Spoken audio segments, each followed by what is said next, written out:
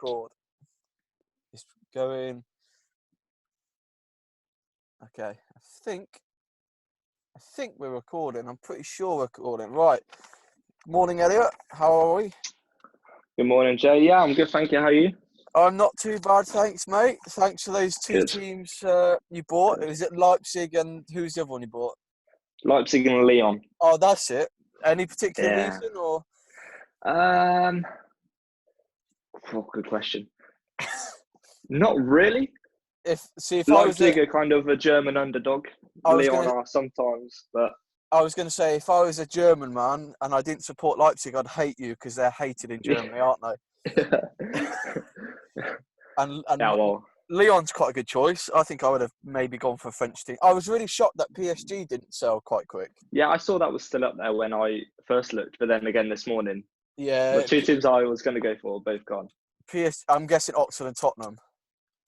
Yeah, they went early. They were like first. Yeah, they were. They were the couple of first ones, right? All right, so we're obviously going to do like a discussion, little. I don't know if you want to call it a show or video, just to keep the children entertained and ourselves entertained through this pandemic. I like your polo and your cane shirts. Thank you. This will make sense in a little while as well. So. Okay, fair. I was just to ask you any particular reason or not. Yeah. This will come clear. Well, yours looks far better than mine because I'm in my car, so it's the only place I get peace and quiet. So obviously, the first topic, and this could be a long one and a heated one, and obviously we're doing this as a trial video, and then we'll invite people. But the first question, I like your two better than my one, so I'm going to do my first one, and then we'll just do your two, because I think your two are better than my second one. I don't know. That's where my polo comes into it. Okay, all right. We'll do mine, then yours, and mine, then yours, if we've got time. Yeah. Okay. Yeah. All right. So the simple question is, what should happen to the season? Simple. Do you want to go first, or should I go first? I feel like we're going to be slightly different, only based on the teams that we support. Right. Okay. Do you want to go first, or do you want me to go first? No, you go first. You go first. Your question. All right. So my opinion is very simple. So I think that the Premier League season should be now axed. I think the Premier League, the Championship, League One, League Two should be bombed off now. They've already bombed off the Conference League. Obviously, where I live in Warwick, I'm 2 minutes around the corner from Leamington, and Leamington are in the Conference South, I think. Their season's now over. So I personally think that there should be no... and I get the TV money. I get that in the Premier League. I get the millions that Sky are paying for, blah, blah. However, the money in teams like Leamington down the road from me is also very important, and they're not going to get that. I think get rid of the Premier League season. Unfortunately, and this isn't me saying it because I'm a United fan, but I think you cannot reward Liverpool with the title purely because mathematically they haven't won it. Now, if they had mathematically won it before the pandemic, I would unfortunately have to painfully say, give it to them. I also say you cannot relegate any three teams because they're not mathematically down. And I just think if you give Liverpool the title, it's wrong. And I know Man City would have to win all their games to catch up, and Liverpool would have to lose the majority. But unfortunately, miracles do happen. And we'd all be praying for that miracle to happen so Liverpool didn't win the league. But I just think because they haven't mathematically won it, and I know there's going to be so many people to disagree with me, and I get that they've not won it in 30 years, boo-hoo, let's all cry for them, right? But because they haven't mathematically won it, I just don't think you can give it to them. And I also, you have to look at my own team as well, Man United. We haven't mathematically secured a Champions League spot. So, and my view to determine the European spots, I think it's simple. You do it on last year's finishes. So the top four, apart from Man City, who are currently banned from Europe, the top four would be Liverpool, who finished second, Chelsea, and then because obviously City aren't in it, Arsenal, you give it to them for the last spot because they finished fifth. And then the Europa League spots would be Man United and Wolves again. Oh, no, sorry, Tottenham finished fourth, didn't they? So it would be. Nearly forgot there, nearly. Sorry, that's my fault. So it would be Liverpool, Liverpool, Chelsea, Tottenham, Arsenal for the top four, and the Europa League spots will be Man United and Wolves again. And I think obviously City can't play in it. That's how you determine the European spots. Unfortunately, no one goes up, no one goes down. So the Championship to League Two stays the same. But what you do is you then compensate them with some money to keep them afloat. And I also saw a bit on the football show this morning from Gary Neville, and I actually agree with him. They're on about playing games behind closed doors, which is fine. But then when you're rushing it into August, September, then you've got to start the new season. Bearing in mind the World Cup, that's mine. Bearing in mind the Euros is next year, and then the World Cup is the following year, midway through. You're literally going to be rushing everything, and you're going to get players injured left, right, and centre, everything. I also think as well, you just cannot cram it all in one. It's just, and I go back to Gary Neville. I agree to a point what he was saying. It's fine playing it all behind closed doors, but then like the PSG Borussia Dortmund game in Paris, the Champions League game before the lockdown started, you had all those hundreds of PSG fans who went outside the stadium to cheer because they couldn't go inside the stadium. Well, how are you going to manage that? Because people will turn up to the stadium outside and cheer. And then also, like Gary Neville said this morning, how long do you play the games for? Because what happens if one player in the Premier League gets coronavirus and then is in intensive care fighting for his life? What do you do then? Do you then call it all off? Or do you resume playing as long as if everyone tests? What do you do? Because, it only took Mikel Arteta to be tested positive for the whole Premier League to be axed. So what do you do then? Yeah, when you get one Premier League player or manager or a steward to make sure no one comes in, or a first aider who tests positive, because then you then have to test all the players again and isolate them all again. So that's my view on it. What's your stance on it? Yeah, no, I think I fully get where you're coming from, and I kind of knew that would be. I expected you to say What? Because mainly because you're a United fan. Yeah. But I get what you're saying, but I will be gutted if we end it, because Man United were actually 13 games unbeaten. They had won 11 out of 13 and kept 9 clean sheets. And also, the teams that were left in the Europa League, our first leg, I think it was in Hungary we played or somewhere, we demolished them 5-0. So we're basically through to the next round. Mm-hmm. But, I wouldn't fear any team left in the Europa League. It's just, and I get what you're saying because I'm a United fan, but that's just my opinion. I think it's got to be called off. Yeah. Well, I agree with the mathematical point. For me, what makes that confusing, as you said, is they haven't mathematically won it 100%. Thank God. Which is fair.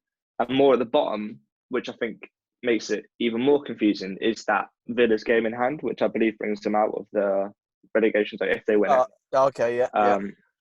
So for me, in the mathematical kind of debate, it's the bottom half which is more of the problem than the top half.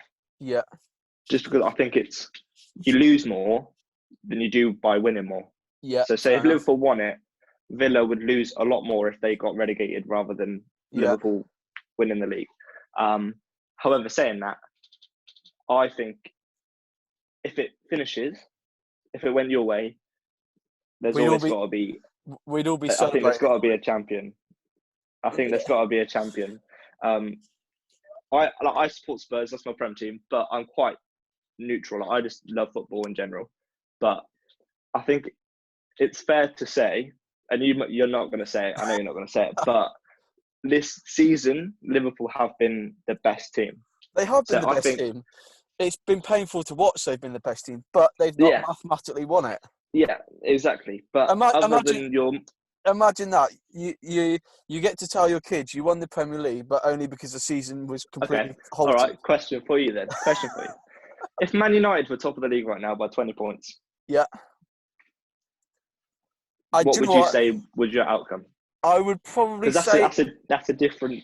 I completely different scenario. I get what you're saying, and I completely agree with you. But I think I'd probably say the same based on the medical advice, and also UEFA have given all leagues in Europe till May the 28th, I think, to end. Otherwise, they're going to end it for them. And also, UEFA want to play the Champions League and Europa League in August, September. So you've got to cram that in as well. I think if it was Man United top, as painfully as it would be to say, I would say still end it because I would be confident we'd win it the following season. Okay. But you can quote that. Someone just quote that and save that for one day when. But then also, you can just bring that up against them. What, for when we have the next pandemic and we're top? Yeah. But then also, we haven't gone 30 years without a title, so.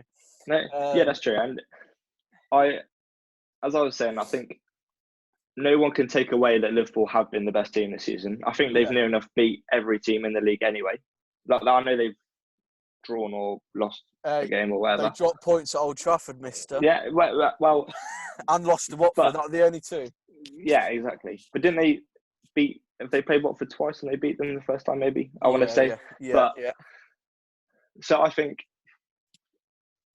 I would like to see it played. No matter how, personally, I would like to see it played. Yeah. But if it can't be played, I think you need to scrap the Europa football and the Champions League football. I agree with and just give it to if the season stops right now, you give it to the people who had it last year, I think is the fair way to do it. If the season's played out, you just give it to whoever earns it for next season. Yeah. Based on the final league. But then it's such a tricky debate. It is, but I think it would be too harsh to take it away from Liverpool personally. Why would it? They've not mathematically won it. Yes, but they. Could you imagine all Liverpool fans? Do you think a Liverpool fan would want Man United to win the league if they were top but hadn't mathematically won? No, of course not. But if Spurs were top, right? Say that miracle happened, I would be like, right, cancel it and give us a title. Just as long as we end up with a title, I don't care how it works out. I've got one for you then, right? If you're saying that kind of view, if Arsenal were top, right, and they hadn't mathematically won it, but they hadn't won. When did they last win it? 2004. So what's that? 16 years ago, right? Yeah. Would you allow Arsenal to win the league? What would I say? Well, I'm quite lucky because I'm not like a massive Arsenal hater, but I understand what you're saying. It's like okay. All right then. All right. Team.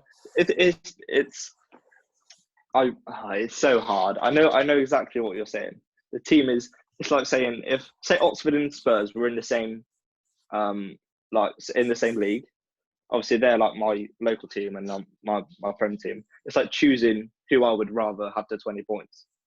It's such a. All right. What about this one then? Impossible.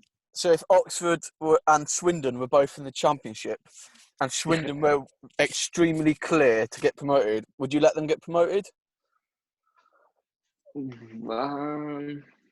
I think you've just. What, as in Championship? Because you get promoted if you come first or second in the Championship. All right. If Oxford and Swindon were in the Premier League, and Swindon were miles clear of Oxford.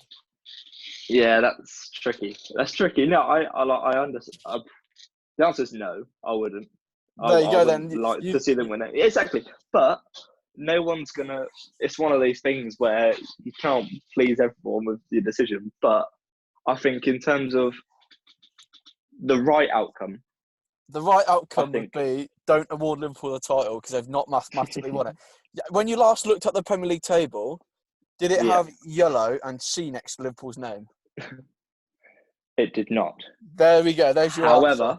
However, if they had been playing their games right, say throughout this whole thing, they could have won it by now. They could have, but how do you know Man City wouldn't have caught them up? Well, that's the thing. We will. There you go. Sadly, we will never know. So and I hope we don't ever know that answer. Yeah, and honestly, I think you could get 30 people in a room and you wouldn't every 30 people would have a slightly different view on it, and I don't think you would get everyone to. That's what I think is so hard because they've been having meetings with the managers and the captains and stuff. Obviously, if you're Liverpool, you're there right, either give us a title or be there to play us out. Yeah. If you're maybe down the bottom and you want a chance to come out, you're also in the same boat. But then the teams in the middle who are we're safe. We're not really bothered. But then we should just do it like the French league and the Dutch have.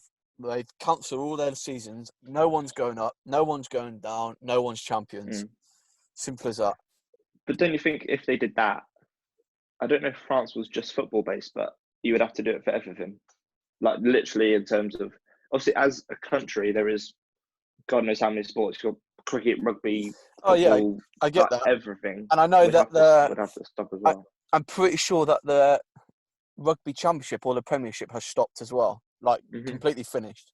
It was completely finished, yeah. I can't remember which one it was.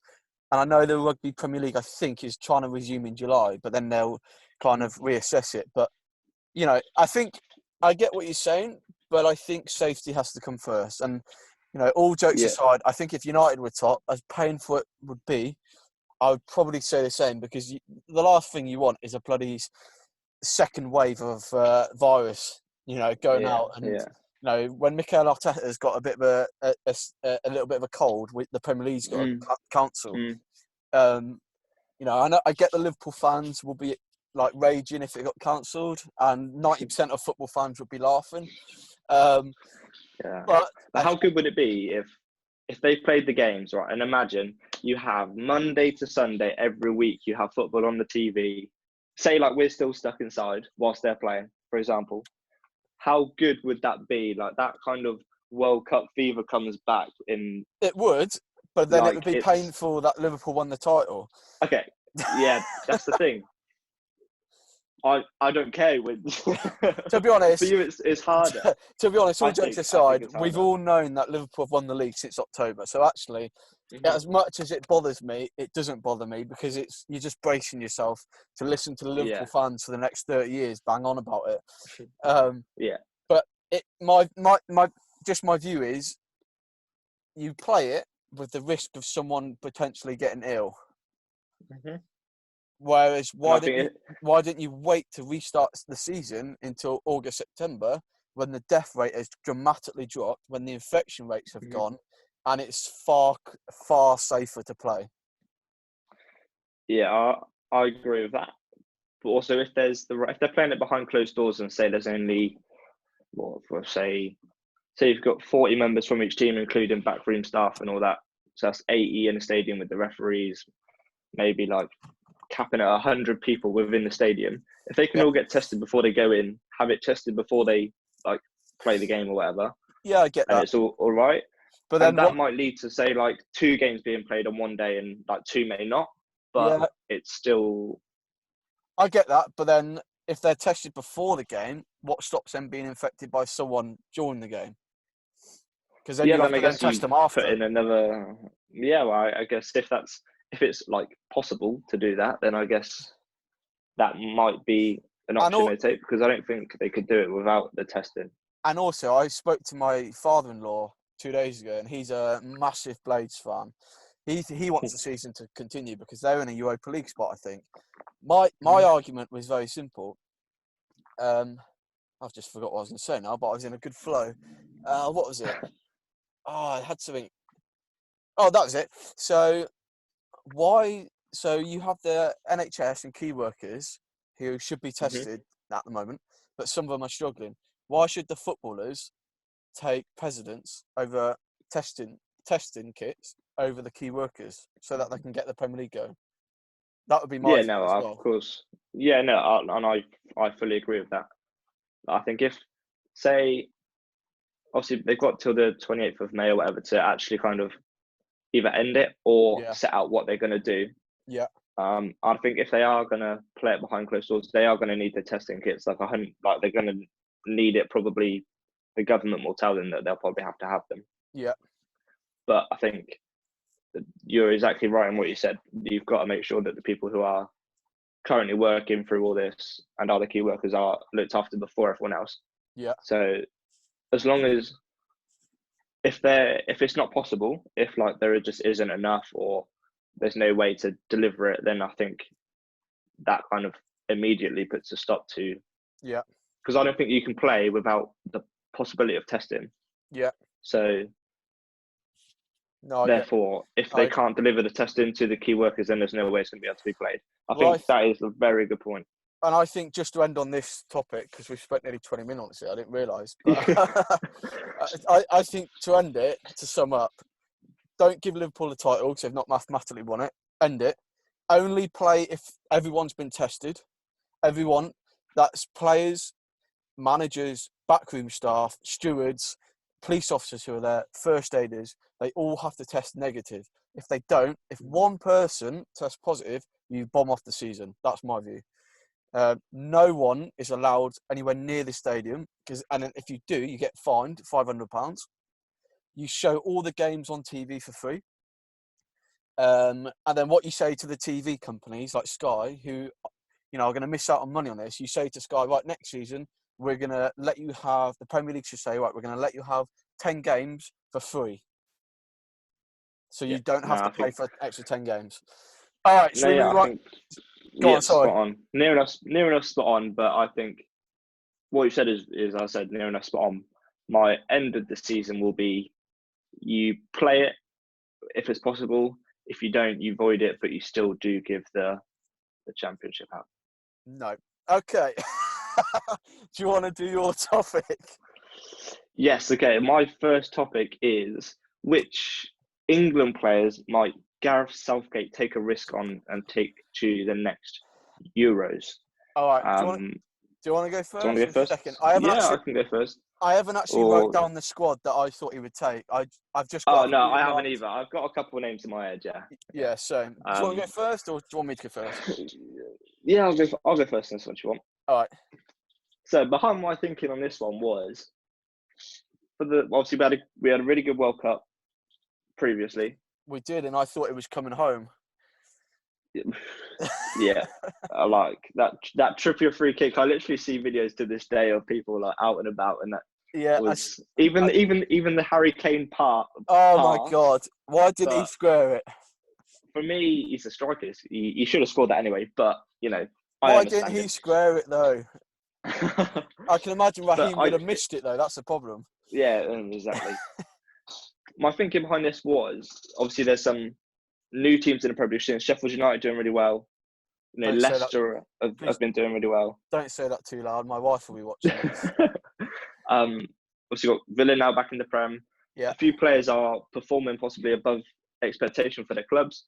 And should these types of players, I'm thinking James Maddison, Jack Grealish, you've got Nick Pope for Burnley, Henderson, Sheffield United. I wrote Phil Foden, but we can talk about him. And then maybe some of the Sheffield boys as well. Should they be included in his squad to possibly either give it some more, like go down the youth aspect, or does he stick with what he knows and he kind of maybe includes a few but not all of them? Yeah, was my thought. So I've got 5 names written down here, I think. So, yeah. All right. So mine, I agree with some of yours. So I was thinking the obvious ones. So Jack Grealish, I think the fact that he's basically carried that Villa team, he must have such a bad back. It's unreal. And I can see him getting a bigger move in the summer. I think he'll go to Tottenham. I don't think he'll go to United. It'll be foolish to go to Tottenham because I don't think he would develop under Jose. I think if Poch was there, it would be a great move.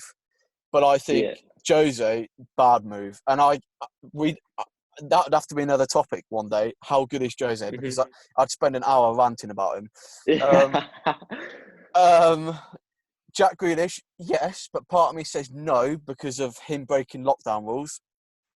But I don't think that's enough to warrant him maybe not going. Okay. Jack Grealish, yes. Another one, James Maddison, absolutely has to be in there. There's absolutely no question that boy is included. I think it would just be criminal if he wasn't in.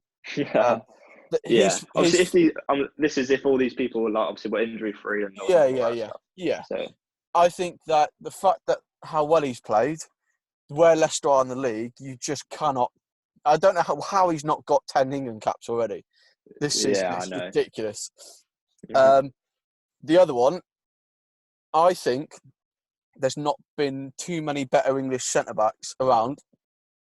Connor Cody for Wolves. I think he has Okay. played fantastically well in that Wolves team for the last 2 seasons. And the fact that he doesn't play for a Man United, Tottenham, Liverpool, Arsenal, City is probably why he doesn't get into the England squad. Yeah. He plays in a back three for Wolves, so he's used to that. And also, if England needed to switch to a back three, he's perfect. Hmm.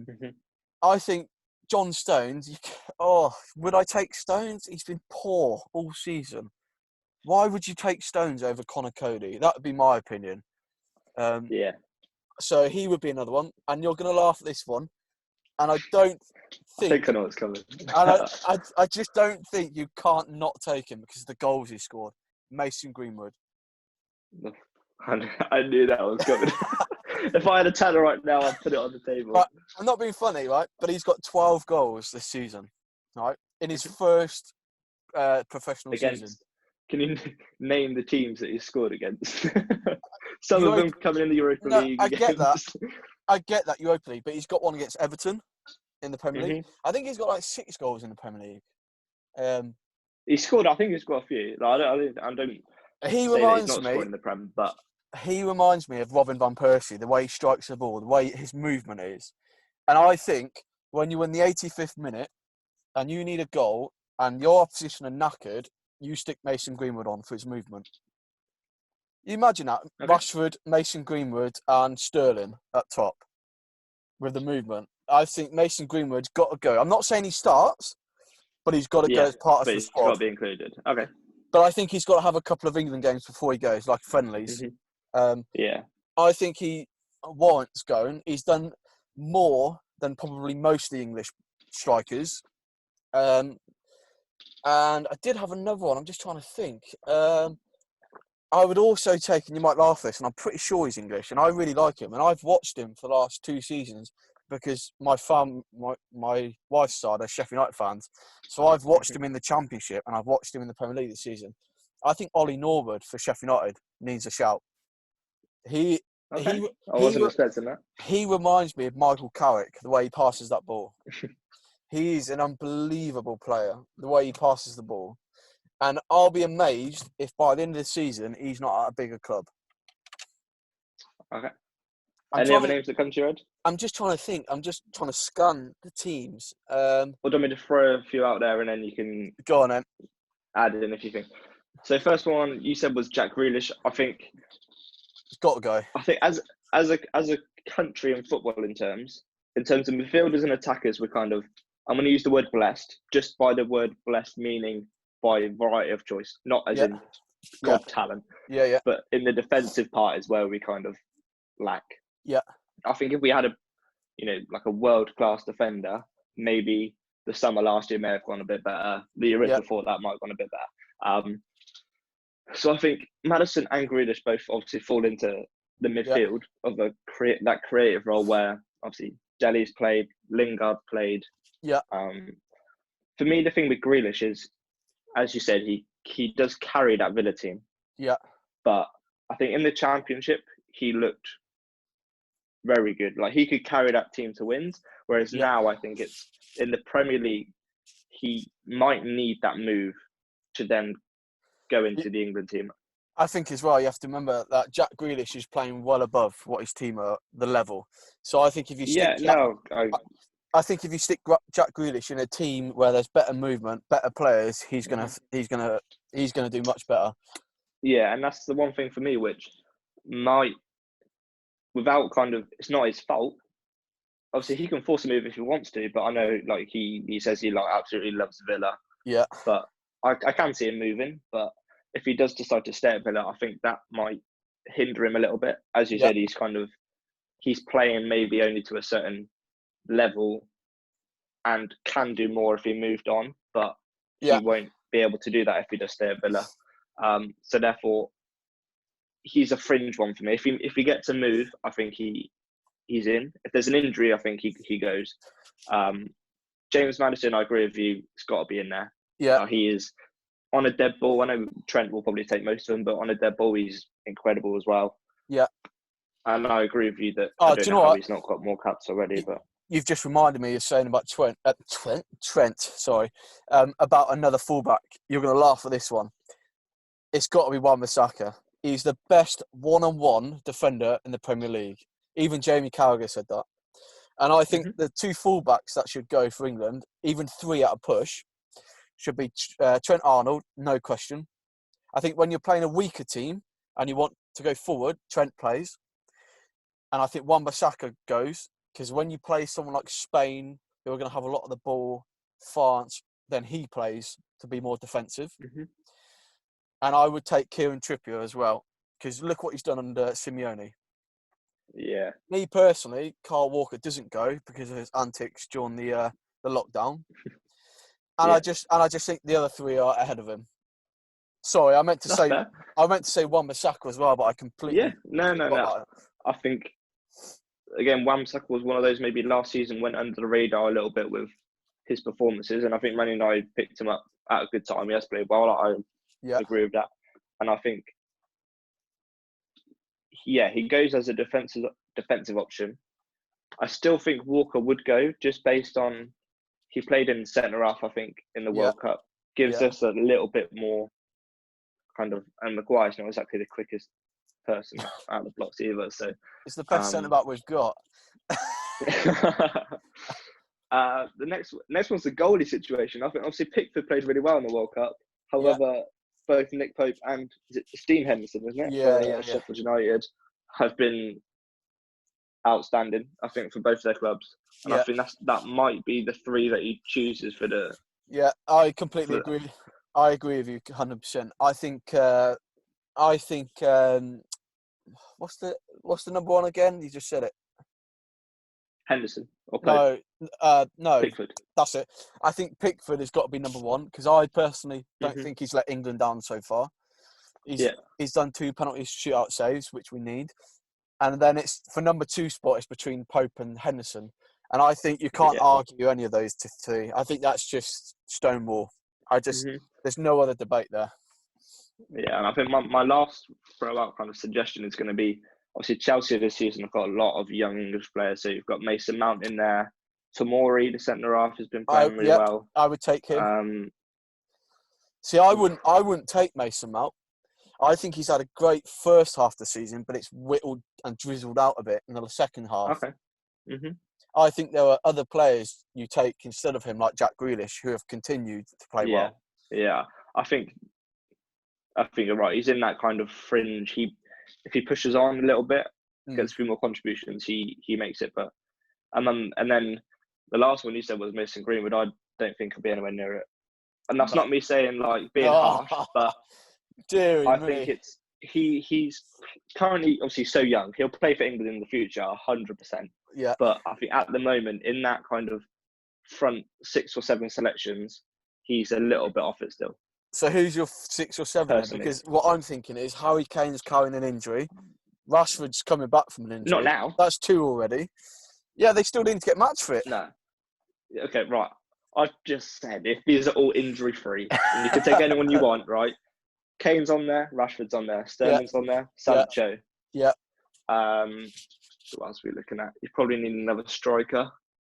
Like Mason Greenwood. Striker. Mason Greenwood. No, I think if Gareth Southgate was like here right now, I think he'd rather take Tammy Abraham. Oh yeah, I agree with you. Take him as well. And I would take Mason Greenwood as well. And then, he doesn't. He's not.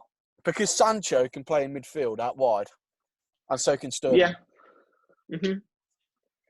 But you can play, I guess. You play a front three and you can play them anywhere, I guess is the way he'll kind of do it. But for me, Greenwood, maybe not this year. Perhaps the World Cup afterwards. Because I think the World Cup just gone, we took a few youngsters and they didn't play, but they just went for the sake of going. Do you know, I feel like he might have one of those tournaments before he is in the starting team. I'm sorry, Greenwood. Not near me. Sorry, he's going. Not near my squad whatsoever. He's going. Tell me, my strikers / attackers would be Sancho, Greenwood, Rashford, Kane, Abrahams. That's a 5. I think that's all you said, isn't it? Yeah, and there you Sterling. go. and Sterling, 6. They're my 6. They're going, no question. Because if one of them or two of them gets injured or suspension, then you're not whittling it down to bare bones then. Yeah. You're not asking Jack Grealish to then play up front. Yeah, that's fair. That's fair. For me, it's a few years off, but I'll get your point. No, he's going. He's going. There's no question.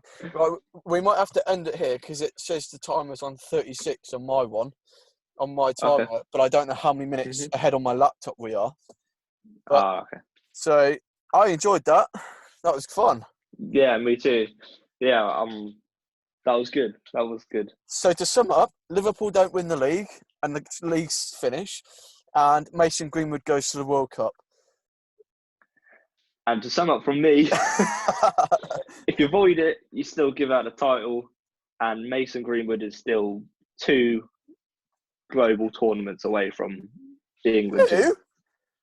2. Well, Oh my you've got God. the Euro next. You've got the Euros next year, then the World Cup the year after that. He's going to be 20 by the time the World Cup comes. How many tournaments do you want to leave it? In that case, I should be in the England squad right now. I'm 20. Well, I'm 29. Maybe I should make one more World Cup. Yeah, exactly. Right, we'll leave it at that, Elliot. But I look forward to doing another one. Yeah, me too. Thank you very much. I'll see you soon. Where's the stop button? Oh, there it is. See you later, mate. See you later, mate. Bye-bye. Bye-bye.